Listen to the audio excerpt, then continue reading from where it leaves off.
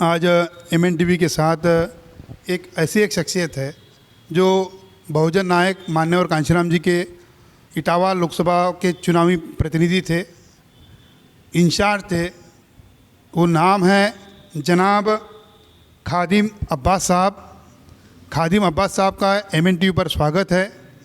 खादिम अब्बास साहब, मेरा एक सवाल है कि मान्यवर कांशीराम जी के साथ आपका कैसा संबंध है? पहली बार कहाँ आया?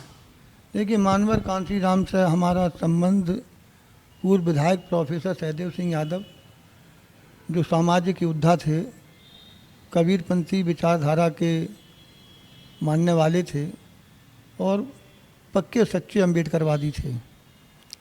उनके माध्यम से जब 1982 में हमारे जनपद के बगल में फर्रुखाबाद जनपद है, वहाँ की कायमगंज तहसील पर एक अम्बेडकर जयंती का कार्यक्रम आयोजित हुआ, जहाँ देश भर के मनीषी सामाजिक योद्धा उपस्थित हुए और उसकी अध्यक्षता प्रोफेसर सहदेव सिंह यादव ने की।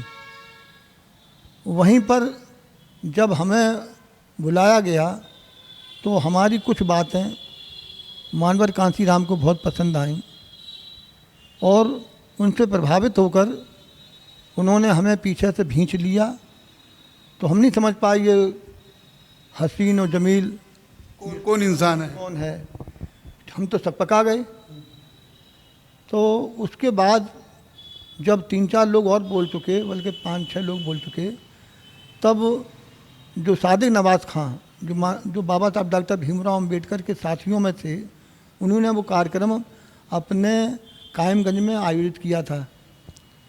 तो उन्होंने जब ये कहा कि इस मंच पर बामसेफ और DS4 के राष्ट्रीय अध्यक्ष संयोजक मान्यवर कांशीराम उपस्थित हैं, मैं उनसे अनुरोध करता हूं कि आएँ और अपनी बात कहें। इससे पहले मैं अपने गुरु प्रोफेसर सहदेव सिंह यादव से उनका नाम सुनता आ रहा था, उनकी हमेशा चर्चा होती थी। और बल चर्चा क्या होती थी, मान्यवर कांशीराम का जन्म जो है पंजाब में हुआ, लेकिन उनकी कर्मस्थली इटावा जनपद था। यहाँ के बामसेफ के साथियों ने, DS4 के साथियों ने उनका बहुत साथ दिया।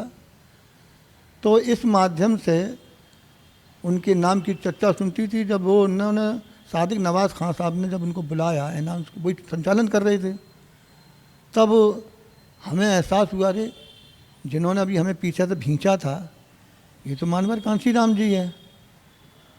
इस तरीके से हमारा उनका आपसी मेल मिलाप हुआ।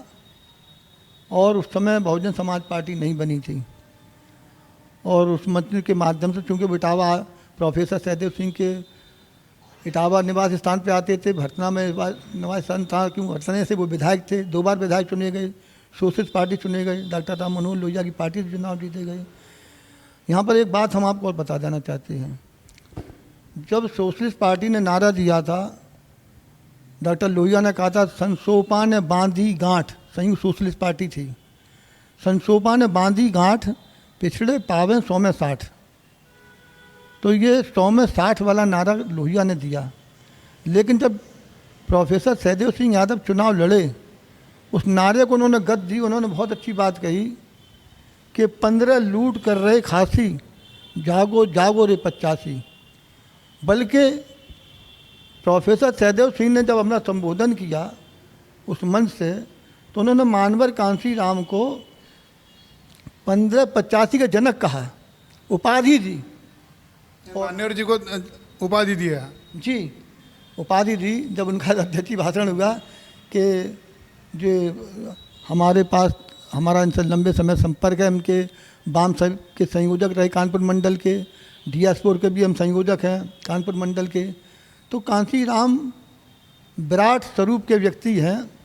इनकी गहराई सागर जैसी है, जैसे समुद्र की गहराई होती ना, ये बहुत गुणात्मक और बहुत सटीक और समाज को देने वाली बात करते हैं। और इनकी सबसे खूबी है कांशीराम के अंदर, ये किसी को अपशब्द नहीं बोलते, गुणात्मक बात कहते हैं, कभी अपशब्द नहीं कहते, ये इनकी खूबी है। तो उन्होंने उनका जो परिचय कराया, वैसे कांशीराम जी का भाषण जो है, पेन लेकर उन्होंने भाषण दिया और कांशीराम जी की वो बात हम कभी ज़िंदगी में नहीं भूलेंगे।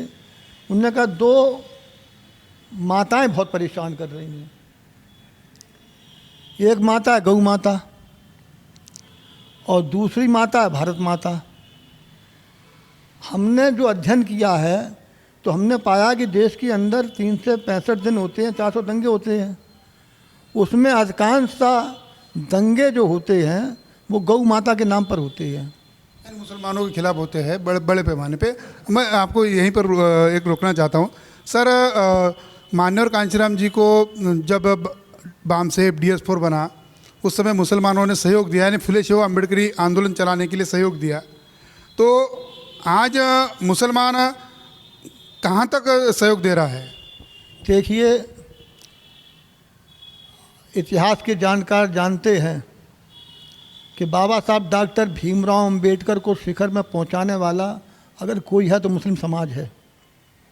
जब बाबा साहब डॉक्टर भीमराव अंबेडकर चुनाव हार गए थे तो खुलना के मुसलमानों ने, जब मुसलमानों की 90 से ज़्यादा आबादी थी, 90% से, उन्होंने बाबा साहब डॉक्टर भीमराव अंबेडकर को संसद भवन पहुंचाया, संविधान सभा में। किसने पहुंचाया? मुसलमानों ने। आज लोग बात करते हैं महात्मा ज्योतिराव फुले, सावित्री फुले बाई का, इनको प्रश्रय किसने दिया, बढ़ावा किसने दिया? उस्मान शेख ने ज्योतिराव फुले को ज़मीन दी, पैसा दिया, स्कूल खुलवाया। और सावित्री फुले ने जब पहली शिक्षिका जो कहलाती हैं, उनके साथ साना व साना अगर कोई चला है तो उस्मान शेख की बहन फातिमा शेख चली हैं। उन्होंने उनका मनोबल बढ़ाया और उनके स्कूल में पढ़ाया, मनोबल बढ़ाया, पढ़ाया और हर तरीके की सहायता दी। तो हमारे यहाँ जो भेदभाव था उसे मिटाने का काम। आज की तारीख में जो आंदोलन चला रहे हैं, फुले शेव अम्बेडकर आंदोलन चला रहे हैं, तो उस समय मुसलमानों का क्या रोल है? देखिए, मुसलमानों का रोल ये है कि जब मानवर कांशीराम इटावा से चुनाव जीते तो यहाँ के मुसलमानों ने, मुलायम सिंह यादव बहुत बड़े नेता हुआ करते थे, मुख्यमंत्री थे। जब मानवर कांशीराम चुनाव लड़े यहाँ तो वो हटे थे 91 में चुनाव से। मुलायम सिंह मुख्यमंत्री थे जब हम चुनाव लड़े थे। हमारा चुनाव लूट लिया था मुलायम सिंह ने। हमने TNC से शिकायत की और फिर मानवर कांशीराम से कहा कि आप चुनाव लड़िए। हम लोग चुनाव जीतने जा रहे थे, मुख्यमंत्री मुलायम सिंह यादव ने मेरा चुनाव लुटवा लिया। हमने बहुत धरातल मजबूत तो तैयार कर दिया है, चलिए अब आप चुनाव लड़िए। और चुनाव जो है भैया, चुनाव कांशीराम जी को जबरन लड़ाया हमने। हम यहाँ से विधानसभा का चुनाव लड़े थे 91 में। लाल सिंह लोधी PTI लोकसभा का चुनाव लड़े थे।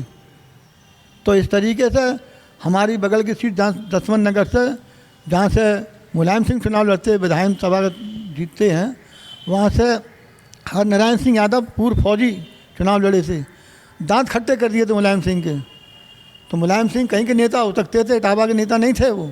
हम लोगों ने बाबा साहब डॉक्टर भीमराव अंबेडकर और बहुजन समाज पार्टी की जड़ें इतनी गहरी कर दी थी कि मुलायम सिंह को चुनाव लुटवाना पड़ा। और इसीलिए लुटवाया कि अगर बहुजन समाज पार्टी इटावा से चुनाव जीत गई लोकसभा का, विधानसभा का, तो उनका सब कलिंदे जैसा खप्पर गिर पड़ेगा, पूरा छप्पर ढह जाएगा। तो उन्होंने चुनाव लुटवा लिया। सर, एक मेरा एक आखिरी सवाल है। अभी बहुजन क्रांति मोर्चा की एक इटावा में रैली है, माननीय वामन मिश्रा साहब आ रहे हैं, तो इसमें मुसलमानों की क्या अहम भूमिका रहेगी? वो आपका एक सवाल अधूरा रह गया। कौन सा? हमने कहा कि बाबा साहब डॉक्टर भीमराव अंबेडकर को शिखर पर पहुंचाने वाले मुसलमान। हाँ, मुसलमान तो आंदोलन चलाया था। आज की तारीख में मुसलमान कहाँ थे? कांशीराम को लोकसभा पहुंचाने वाला मुसलमान, हम नहीं कह रहे। मानवर कांशीराम ने जब चुनाव जीत लिया तो उन्होंने पहली जो लोग, आज बसपा के साथ वो मुसलमान दिखाई नहीं देता है ना। फिर मुसलमान था, मायावती चुनाव का टिकट बेचने लगी, उसने छिन्न भिन्न कर दिया, उसने सारा मूवमेंट छिन्न भिन्न कर लिया। उनके बारे में हम क्या चर्चा कर रहे हैं? तो आज की तारीख में कौन मूवमेंट चला रहा है? भाई, सवाल ये है कि बाबा साहब डॉक्टर भीमराव अंबेडकर ने बौद्ध धर्म अंगीकार किया 14 अक्टूबर 1956 को, और उसी अंगीकार बौद्ध धर्म अपनाने के बाद मानवर कांशीराम ने बहुजन हिताय बहुजन सुखाय के उपदेश के आधार पर बहुजन समाज पार्टी बनाई और कहा कि बहुजन समाज पार्टी बनाना आसान काम था, वो चुटकी बजाते कर लिया, लेकिन बहुजन समाज को एक झंडे एकत्रित करना बहुत मुश्किल काम है। बहुजन समाज पार्टी की बेल को सुखाने का काम मायावती कर रही हैं। बहुजन समाज तो बन नहीं पाया। बहुजन हिताय बहुजन सुखाय जो उन्होंने सर्वजन हिताय सर्वजन सुखाय का नारा दिया है। मैं ये अर्ज कर रहा हूँ कि मायावती बाबा साहब डॉक्टर भीमराव अंबेडकर और मानवर कांशीराम के मिशन की सबसे बड़ी विरोधी हैं, और उन्होंने ये अपने कुकृत से साबित कर दिया है। उन्होंने बहुजन समाज को बहुजन हिताय बहुजन सुखाय को सर्वजन हिताय सर्वजन सुखाय बना दिया। अब प्रश्न ये उठता है कि क्या वो तथागत गौतम से बड़ी हो गई? क्या वो डॉक्टर अंबेडकर से बड़ी हो गई? उनका कहना है कि वो राजनीतिक स्ट्रैटेजी है। नहीं नहीं नहीं, राजनीति तो मानवर कांशीराम से मायावती ने सीखी है। उनके कॉलम में ये चीज़ें कहाँ थीं? जिसकी जितनी संख्या भारी उसकी उतनी हिस्सेदारी, वोट हमारा राज तुम्हारा नहीं चलेगा, और 85 पे 15 का शासन नहीं रहेगा। किसका नारा है? मानवर कांशीराम का। आज उल्टा किया है। नहीं तो वो मायावती टिकट बेच रही है भाई। और देखिए मैं बता दूं मानवर कांशीराम का निधन, यह आपके मन से कहना चाहता हूँ, आपके माध्यम से कहना चाहता हूँ, 8 अक्टूबर 2006 में हुआ था। मायावती ने देश के लोगों से ये खबर छिपाई और उसने सुबह ये खबर लीक करी कि मानवर कांशीराम नहीं रहे 9 अक्टूबर को। हम तो उनकी अंत्येष्टि में थे, निगमबोध घाट पर पहुँचे थे। खादिम अब्बास वहाँ भी था, खादिम अब्बास DS4 साहब वहाँ भी था। खादिम अब्बास ने बहुजन समाज पार्टी से 4 चुनाव लड़े, 2 MLA के चुनाव लड़े। 85 में पहला चुनाव जो MLA का बसपा लड़ी, इटावा विधानसभा से हम चुनाव लड़े। उसके बाद 2 हम नगर पालिका परिषद का चुनाव लड़े 90 और 95 में, और फिर 91 में चुनाव लड़े, वो मुलायम सिंह ने लुटवा लिया। और मुलायम सिंह को चुनाव जितवाने वाले मानवर कांशीराम। ये और बता दें आपको, जब मुलायम सिंह अपदस्थ हो गए, मुख्यमंत्री नहीं रहे, तो बीजेपी नहीं चाहती थी, कल्याण सिंह मुख्यमंत्री थे, उसकी सरकार थी कि मुलायम सिंह विधानसभा भी पहुंच पाए। तब मानवर कांशीराम ने मुलायम सिंह को अपने मंचों से, विधानसभा में हमारा प्रत्याशी नहीं था, कहा कि ऊपर वाला वोट हाथी को दो और नीचे वाला वोट मुलायम सिंह को हल्दर किसान पर दो। इसलिए दो कि जो फ़िरका प्रस्त ताकते हैं मुलायम सिंह को हराना चाहती हैं। वो हमारी ज़रूरत है, हम फ़िरका प्रस्तों की नीत रीत को कामयाब ना होने दें। तो मानवर कांशीराम को जसवंत नगर में वोट मांगा। कांशीराम को वोट मिले 26,000 वोट जसवंत नगर से। वो हमारा वोट उसको ट्रांसफ़र हुआ मुलायम सिंह को, तो उसे मिले 47,000 वोट। अगर मानवर कांशीराम के ये 26,000 वोट ट्रांसफ़र ना होते, मुलायम सिंह हार जाता चुनाव बाबू दर्शन सिंह के मुकाबले। सच्चाई ये है। तो मानवर कांशीराम ने मुलायम सिंह को विधानसभा भेजा, और उसके बाद 93 में जब बाबरी मस्जिद 6 दिसंबर 1992 को टूट गई, तो 93 में गठबंधन, 92 में गठबंधन किया, 93 में चुनाव हुआ सपा बसपा का। मैंने नारा दिया था कि मिले मुलायम कांशीराम, हवा में उड़ गए जय श्री राम। और जब कांशीराम को पार्लियामेंट मेंबर इटावा से बनवाया, तो नारा दिया था कि बाकी राम झूठे राम, असली राम कांशीराम। इस नारे के बुनियाद पर, और जो मुसलमानों की बात कर रहे हो, कांशीराम ने अपने पहले चुनाव में कहा जीतने के बाद कि सबसे बड़ा तो हमारे ऊपर एहसान खादिम अब्बास का है, जिसने हमें ज़बरदस्ती चुनाव लड़ाया। और वैसे सबका आभार व्यक्त करते हैं, लेकिन मुस्लिम समाज का हम विशेष रूप से आभार व्यक्त करना चाहते हैं कि ये मुलायम सिंह का क्षेत्र था। हमें मुसलमानों ने वोट देकर पार्लियामेंट भेजा, तो सबसे बड़ा योगदान मुसलमानों का है। ये हमने नहीं कहा, ये मानवर कांशीराम ने जब लोगों का शुक्रिया अदा किया, अभिवादन किया जनता का, बधाई में ये तो मेरे आपको रुकना चाहता हूँ। एक आखिरी सवाल है, जो अभी इटावा में एक रैली है बहुजन क्रांति मोर्चा की, माननीय वामन मिश्रा साहब आ रहे हैं और मौलाना सज्जद नुमानी साहब भी आ रहे हैं, तो इस रैली के संदर्भ में आपके से सवाल है कि मुसलमानों का या बाकी बहुजन समाज का क्या सहयोग रहेगा? देखिए ऐसा है कि हम लोग बामन मेश्राम को जानते हैं, वो अच्छा काम कर रहे हैं, ब्राह्मणवादी व्यवस्था के खिलाफ मुखर होकर बोल रहे हैं। तो इटावा जनपद के लोग लैस हैं, अम्बेडकरवादी हैं, मानवर कांशीराम के साथ काम किया, उन्हें जिताया चुनाव। तो जितने मिशनरी साथी हैं उनका ये प्रयास होगा कि बामन मेश्राम इटावा जनपद में राजकीय इंटर कॉलेज GGIC में आ रहे हैं, वो बड़ी संख्या में उनको सुनने के लिए पहुँचें और वो क्या करना चाहते हैं, क्योंकि इस वक्त वो भी पारी खींच कर कुश्ती लड़ रहे हैं। ब्राह्मणवादी व्यवस्था के ख़िलाफ़ जितना मुखर काम बामन मेश्राम कर रहे हैं उतना दूसरे लोग नहीं कर रहे हैं। दूसरे लोगों को भी करना चाहिए वो काम, लेकिन उनको एक बहुत लंबा समय हो गया है, वो साहब के साथ भी रहे हैं शुरुआत में रहे, फिर वो क्या बात रही है उनकी अनबन हो गई, लेकिन हमारा उनसे ज़्यादा संपर्क नहीं है। बामन मेश्राम तो उन्होंने भी आंदोलन अलग अलग तरीके से चलाया। वो मान्यवर कांशीराम जी ने राजनीतिक आंदोलन चलाया और मान्यवर बामन मेश्राम साहब सामाजिक आंदोलन चला रहे। तो अपने अपने जगह पे दोनों सही है। गलत नहीं ठहरा रहे। हम ये कह रहे हैं कि मानवर कांशीराम ने हज़ारों किलोमीटर साइकिल चलाई, गांव गली खेत खलियान में गए, मजदूरों से सीधा सीधा संपर्क रखा, भीख मांगकर रोटियां इकट्ठी करी, खुद खाई और अपने साथियों को खिलाई। इसलिए ये मूवमेंट बढ़ा। मायावती ने सब सत्यानाश कर दिया, सर्वनाश कर दिया।